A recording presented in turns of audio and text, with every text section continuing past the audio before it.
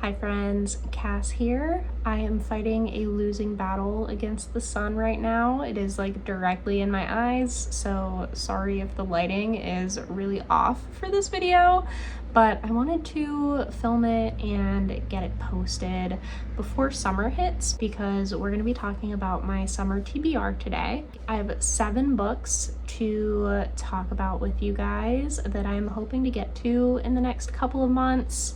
I had, I think, like 12 books on my winter TBR, 10 on my spring, and we're lowering that number down quite a bit. Just because, like, I don't know if I'm in a slump right now or what's going on. I've been very busy at work, so maybe that has something to do with it, but the amount of reading that I'm doing is just a lot less than it typically is.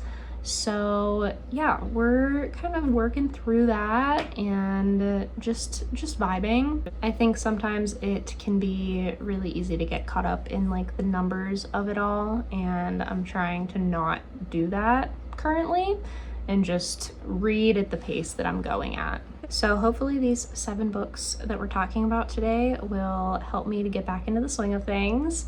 I've got a bunch of literary fiction as well as some nonfiction. I think I have 2 nonfictions here, so if that is also your thing, you should subscribe. That is mainly what we talk about here. I try to upload once a week, but it's been more like bi-weekly recently just because of lack of motivation. So yeah, we'll see how things progress over the summer, but we're just gonna get right into it. The first book that I'm hoping to get to this summer is James by Percival Everett. I bought this book at an author event with Percival that was put on by White Whale Bookstore. Well, I'm not sure if the event was put on by them, but they were selling books there. But we got to hear him speak, and I have never read anything by Percival Everett, so I am really excited to finally pick up something by him, especially with all the hype that this book has gotten in the past like year. So if you don't know, this is a retelling of Huckleberry Finn. The synopsis says, when Jim overhears that he is about to be sold to a man in New Orleans, separated from his wife and daughter forever, he runs away until he can formulate a plan. Meanwhile, Huck has faked his own death to escape his violent father.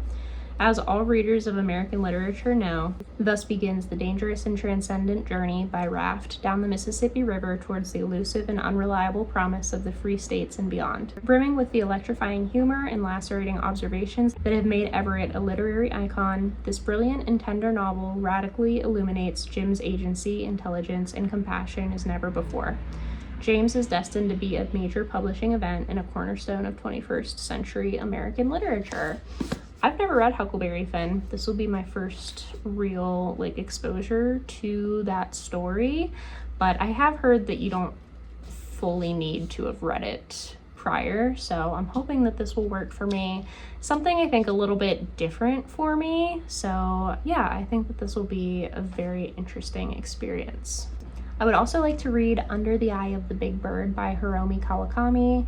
This was longlisted for the International Booker Prize. I'm not sure if it was shortlisted or not, but it is one of the ones that really caught my attention, and I decided to pick up a copy of it. I think on Indie Bookstore Day. I always get that confused.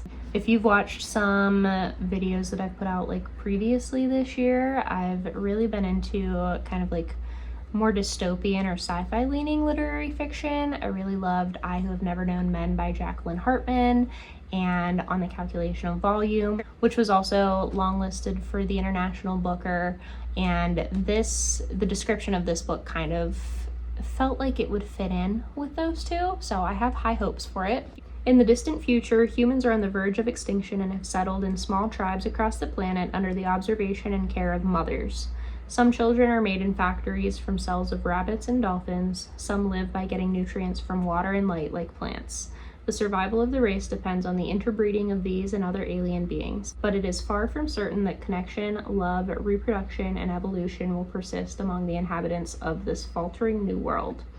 Unfolding over 14 interconnected episodes spanning geological eons, at once technical and pastoral, mournful and utopic, Under the Eye of the Big Bird presents an astonishing vision of the end of our species as we know it. I have not read anything from this author before. I do have Strange Weather in Tokyo on my TBR shelf, but I haven't gotten around to it yet. So yeah, I'm hopeful that I'll enjoy this as much as those other books that I was talking about. Like I said, I don't remember if this was shortlisted or not. I know it didn't win, but yeah, I'm excited always for translated fiction. And this was translated from the Japanese by Asa Yoneda. I have another newer release as well. This is nonfiction though, but this is Notes to Joan by Joan Didion. I have seen some discourse around this book and around whether or not it should be released at all, because these are like notes from, I think, like Joan's therapy sessions. I guess we'll find out when I read the synopsis. But yeah, it seemed like there were maybe some ethical concerns about it, but one of the reviews that I had seen from someone on Instagram was talking about how, like, if Joan didn't want this stuff to be published, she wouldn't have left it with like all of her other papers and other paraphernalia surrounding her writing. So I don't know. I have kind of mixed feelings on it, but ultimately my curiosity has won out and I did purchase a copy of it. The description says, in November 1999, Joan Didion began seeing a psychiatrist because, as she wrote to a friend, her family had had a rough few years. She described the sessions in a journal she created for her husband, John Gregory Dunn. For several months, Didion recorded conversations with psychiatrists in meticulous detail. The initial sessions focused on alcoholism, adoption, depression, anxiety, guilt, and the heartbreaking complexities of her relationship with her daughter, Quintana. The subjects evolved to include her work, which she was finding difficult to maintain for sustained periods.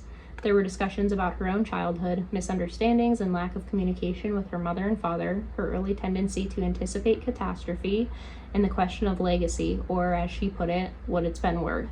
The analysis would continue for more than a decade. Didion's journal was crafted with the singular intelligence, precision, and elegance that characterize all of her writing.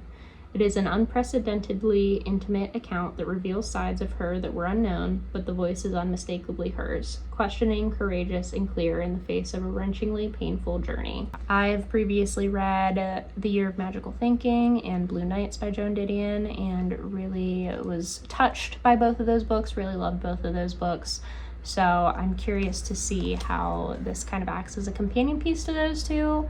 And also just to read some more reviews about it and kind of see other people's takes on the publication of it. I don't know. This is gonna be a quick video. I'm flying through these. Oh my gosh. Next up, we have the next book that I need to read in the Neapolitan novels, Those Who Leave and Those Who Stay by Elena Ferrante. This is book 3. I have been reading one book from this series each summer. So in 2023, I read the first one, My Brilliant Friend. Last year, I read the second one, which I don't even know what that's called, The Story of a New Name. And I've said this multiple times in other videos. I was really kind of skeptical after the first book. I didn't fully understand the hype, but the second one really upped the stakes, really got me invested. So I'm so excited to pick this up. I would say if you are kind of in the same boat where you were on the fence about the series, at least read the first two and then make your decision. I'm assuming that the third and the fourth are going to be equally as good as number 2. And I don't think that I really even want to read the description of this because it does talk about things that have happened in the previous books that I think are potential spoilers. Yeah, definitely some potential spoilers in here. So I'll just read the first sentence.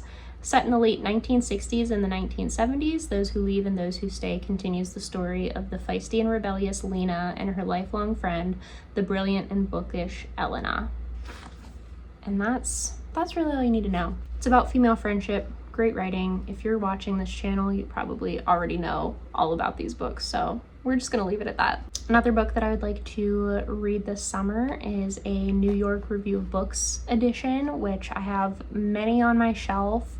I tried to read one in the spring. I tried picking up The Door by Magda Szabo, and actually ended up DNFing it. So I chose another one for the summer, and I'm hoping that this one works out a little bit better for me. This is Down Below by Leonora Carrington. I've heard a little bit here and there about this book and this author, and I'm very intrigued. This is quite a short one, so I'm hoping that I'm able to get into it a little bit easier than the time that I was having with The Door. I was really struggling to pick that up. I'm hoping that I have the opposite experience with this, because I really need to read some of my New York Review of Books editions. I have so many of them just unread. The description for this says, in 1937, Leonora Carrington, later to become one of the 20th century's great painters of the weird, the alarming, and the wild, was a 19-year-old art student in London, beautiful and unapologetically rebellious. At a dinner party, she met the artist Max Ernst.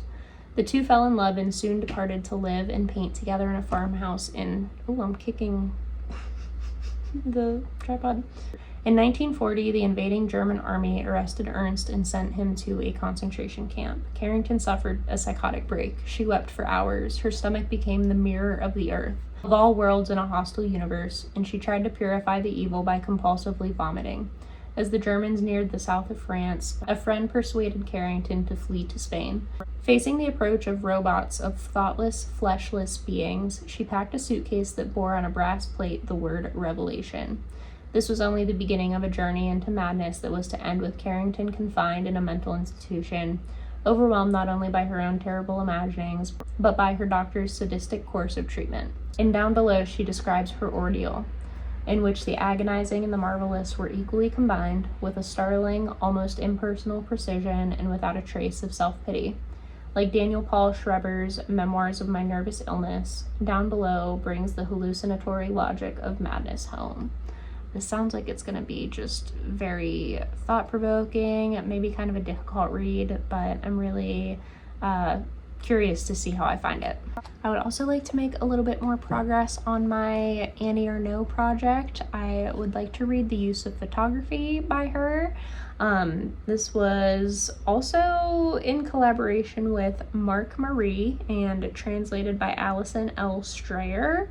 I think that this is a more recent release from her, if I'm not mistaken, but once I read this, I have 2 more books on my shelf by Ernaux, and then I will be doing my ranking, kind of where to start with Ernaux video, so hopefully that'll be coming sooner rather than later.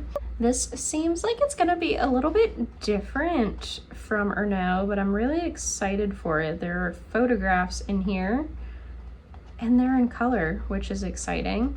But let me read you the description. Annie Ernaux and Marc Marie met in January 2003 and became lovers almost immediately. A short time later, he accompanied her to the Institut Curie, where she was having surgery for breast cancer. A deep bond formed between Annie and Marc precisely during this time of great uncertainty within Ernaux as to whether she would live or die from the cancer. Why do I feel like I did not know that she had breast cancer? Early in their affair, Ernaux found herself entranced each morning by the sight of clothes strewn about, chairs out of place, and the remains of their last meal of the evening before still on the table. The two lovers began to take still life photographs and to write. Their efforts to save the fleeting beauty of these moments were, as Ernaux would describe later in an interview, material proof of what had happened there, of love. The use of photography is a defining work in Ernaux's career, leading directly to the book that would come next, her masterpiece, The Years. Okay, so maybe this was just recently translated into English and it wasn't necessarily a recent release. Oh, it was published in 2005 in French. They must have just gotten to it in English now. Yeah, I feel like this is gonna be something a little bit different from a lot of Ernaux's usual subject matter, so I'm hoping that I really enjoy this. My last book that I would like to read this summer is a repeat, actually, for my spring TBR, a book that I did not get to, and that is The Bradshaw Variations by Rachel Cusk. I feel like Annie Ernaux and Rachel Cusk are like my two kind of project authors that I've been trying to read through their entire catalog. I think I still have like 2 other Cusks besides this one, but I did already make a video talking about most of her books. If you guys have not seen that and you're kind of trying to figure out where to start with her, I would recommend that if you'll allow me to toot my own horn. But yeah, I did not get a chance to read this in March, April, or May, and I would like to get to it soon so that I can be a little bit closer to finishing all of her books. The description says, Thomas Bradshaw and Tony Swan are experiencing the classic symptoms of marriage in its middle years. Comfortable house, happy enough daughter, and an eerie sense that life might be happening elsewhere. Then Tony accepts a big promotion at work and Thomas agrees to become a stay-at-home dad. While Thomas is suddenly faced with the daily silence of an empty house, Tony finds herself alive to previously unimagined possibilities. The Bradshaw Variations is a classic novel of a family in crisis from the visionary Rachel Cusk.